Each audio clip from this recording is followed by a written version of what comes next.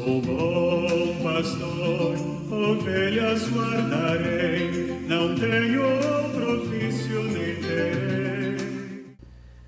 Caríssimos padres que comigo celebram esta Eucaristia e comunidade celebrante, Deus é misericórdia infinita e é fiel. E a sua fidelidade se expressa justamente na sua misericórdia sem limites. Foi o que ouvimos da profecia de Oséias. Deus quer o nosso coração. Também da palavra de Paulo, na segunda leitura, e de uma maneira magnífica, no Evangelho que ouvimos. Imaginem vocês, não existe pecado que não tenha perdão. Isso não é confortante? E Deus vem sempre em nosso socorro, sempre, desde que nós nos apresentemos diante dele com aquela disponibilidade, generosidade de coração. E ao recebermos o perdão, vem o compromisso. Se Deus é misericórdia, é preciso que sejamos misericordiosos também. Por isso ele convoca a que o sigamos. Ele é perdoador, sejamos também nós perdoadores. Mas gostaria, na oportunidade de receber esses senhores para o ministério do leitorato, de destacar um elemento importantíssimo do Evangelho que foi anunciado, que é a vocação de Mateus, o cobrador de impostos. Interessante que este texto da vocação de Mateus, ele vem logo em seguida da cura do paralítico de Cafarnaum. Jesus cura um paralítico. E na linguagem bíblica, o paralítico é aquele que está fechado em si mesmo, estático, perdeu-se. E Deus, quando cura o paralítico, ele o liberta, ele o põe em movimento, ele o resgata do seu nada e lhe devolve dignidade. Após então a cura do paralítico, vem a vocação de Mateus, e há alguns paralelos entre esses dois momentos. O paralítico está deitado, Mateus está sentado na mesa da coletoria. Aos dois, Jesus ordena que se movam, que se desinstalem, para assumir uma nova postura diante da realidade.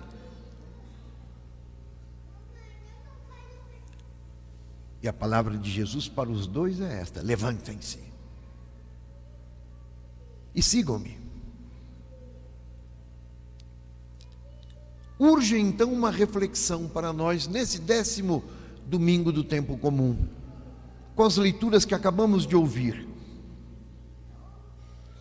Meu irmão, minha irmã, que caminho devemos percorrer para nos encontrarmos com a verdade de Cristo, com o seu Evangelho? O Evangelho é a verdade que dá novo sentido à vida, que ilumina e transforma a realidade.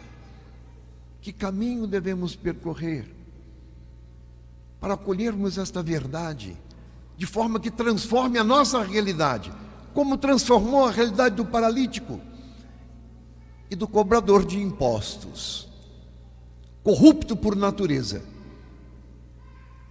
Ambos, o paralítico e Mateus, são perdoados para serem libertados. E podemos entender então que ambos estavam em condição de morte. Um paralítico no corpo e outro paralítico moralmente. Ambos são resgatados, ressuscitados para uma vida nova. Ambos ganham uma familiaridade com Jesus. Interessante, Jesus se senta na mesa de Mateus para comer com ele e com os seus amigos. Nós não convidamos para a mesa pessoas estranhas. Há uma intimidade entre Jesus e aquele pecador. Imaginem, Deus convida pecadores para ajudá-lo na missão. Então nós não estamos bem? Quando nos colocamos como ministros, colaboradores de Jesus, para fazermos as vezes de Jesus. E não ouvimos, ele veio para os pecadores e não para os santos. Então isso não desperta em nosso coração um ânimo novo? É para nós, na nossa limitação, no nosso dar dica de nada, nas nossas paralisias, que Deus vem, se mostra fiel, nos resgata, nos recupera, nos devolve a dignidade. E falo agora aos candidatos ao diaconato permanente que hoje recebem as primeiras ordens sagradas. Eu vejo aí dois aspectos fundamentais da missão da igreja que eu queria partilhar com vocês. Jesus vai ao encontro do necessitado. Eis aí um aspecto fundamental que eu queria provocá-los, a vocês que se colocam agora como ministros diante da igreja: ir à casa de quem está distante.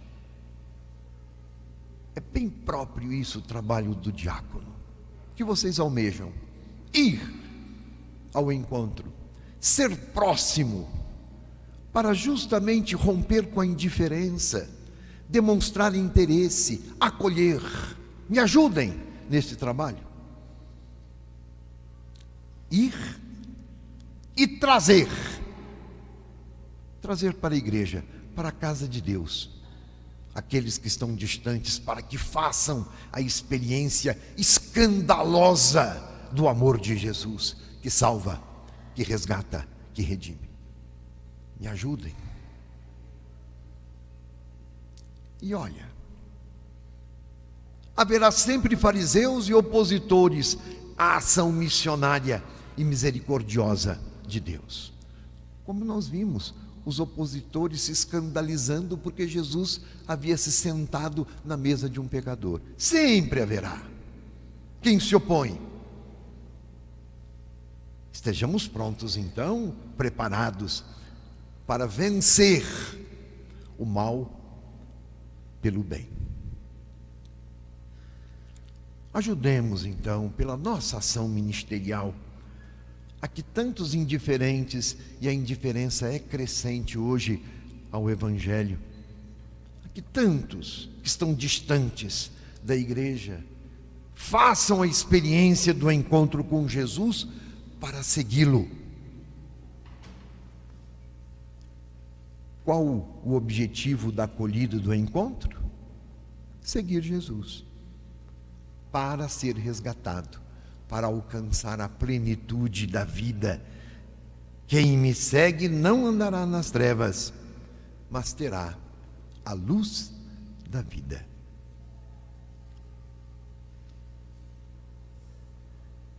Marcelo se apresenta com Maria de Jesus com os filhos Ana Clara e Gabriel. É da paróquia do Sagrado Coração de Jesus de Pirapora. Valdeci se apresenta com a sua esposa Adriane, da paróquia de São Sebastião de Itamarandiba. Fabrício, com a esposa Marley, e os filhos Tarcília, Melissa, Fabrício, Theo e Antônio.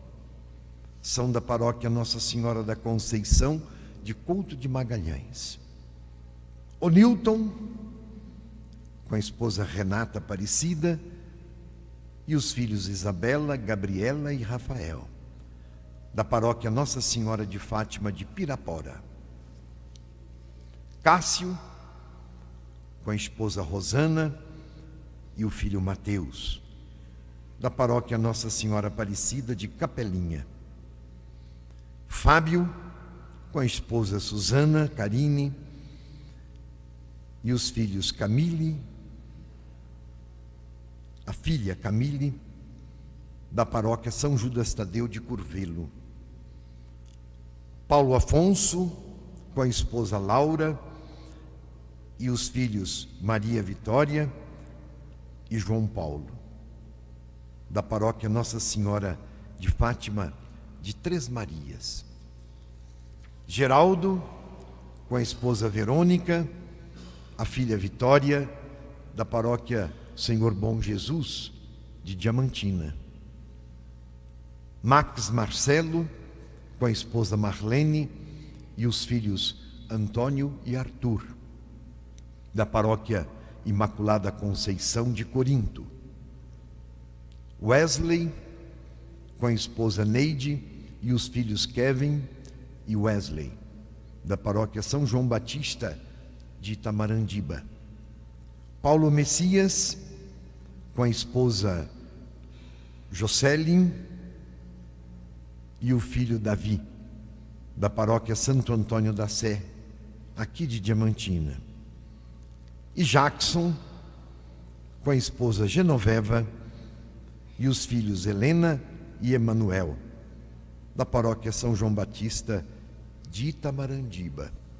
E temos ainda o candidato Mateus Gomes, da paróquia de Três Marias, mãe da igreja. Ele já recebeu o leitorato porque foi seminarista orionita.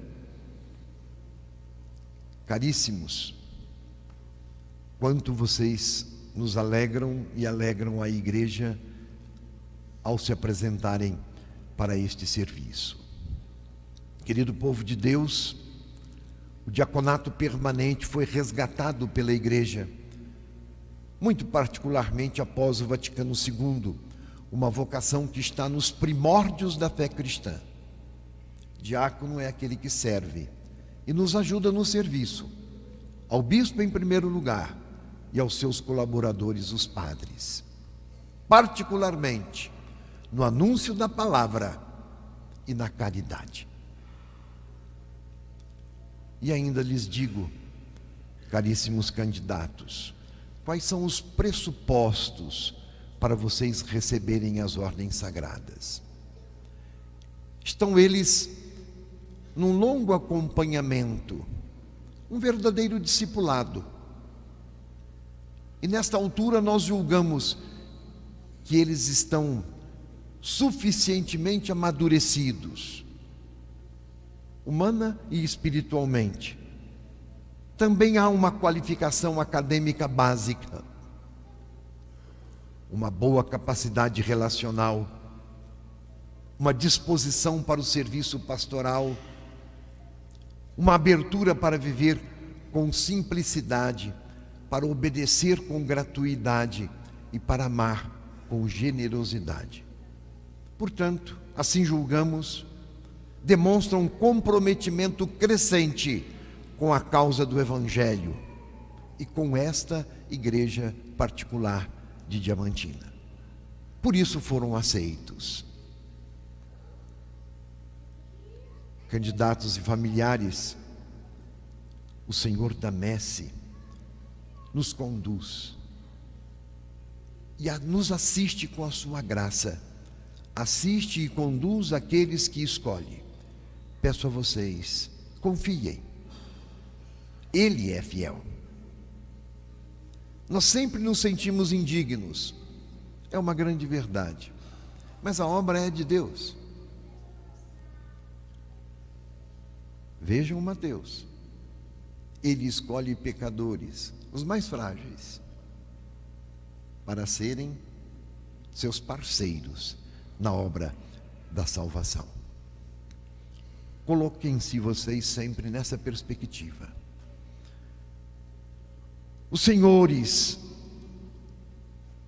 a orientação e o cuidado nesta fase formativa, lhes digo com muito carinho, os senhores fazem parte da nossa preocupação e das nossas responsabilidades. Nós os queremos qualificados e humanamente bem construídos, como gente, para servirem à igreja. Esta tem sido a nossa preocupação em todo o processo formativo. Que vocês já trazem da vida e participação na comunidade, mas queremos acrescentar. Por isso, toda esta fase formativa pela qual os senhores estão passando. Atentem para a responsabilidade que assumem ao se apresentarem publicamente diante da comunidade e serem oficialmente admitidos. Portanto, lhes peço, ser e parecer homens de bem, a serviço de Deus e da sua igreja, para servir aos mais necessitados. Firmem-se na fé, firmem-se na esperança, firmem-se na caridade, estas virtudes teologais, virtudes necessárias para um candidato vocacionado que quer gastar a vida fazendo-se discípulo do Cristo bom pastor. Fé, esperança e caridade. E estejam certos, formaremos um corpo evangelizador, também envolvendo a família de vocês. Não se esqueçam, não podem se apresentar ao diaconato sem a licença explícita da esposa. Contem com a minha cumplicidade. Contem também com os presbíteros, dos quais também serão colaboradores. E contem com certeza com a caridade e a oração do povo de Deus. Tudo seja feito para a glória de Deus e o engrandecimento da sua igreja. Querido povo de Deus, e termino, temos um grande tesouro, que é o algo mais, que a humanidade necessita, o Evangelho de Cristo. Senhores candidatos, anunciar este Evangelho e testemunhá-lo é a razão de ser das nossas vidas, do nosso ministério. Ajudem-me nesta missão. Que assim seja. Amém. Sou bom pastor, ovelhas guardarei, não tenho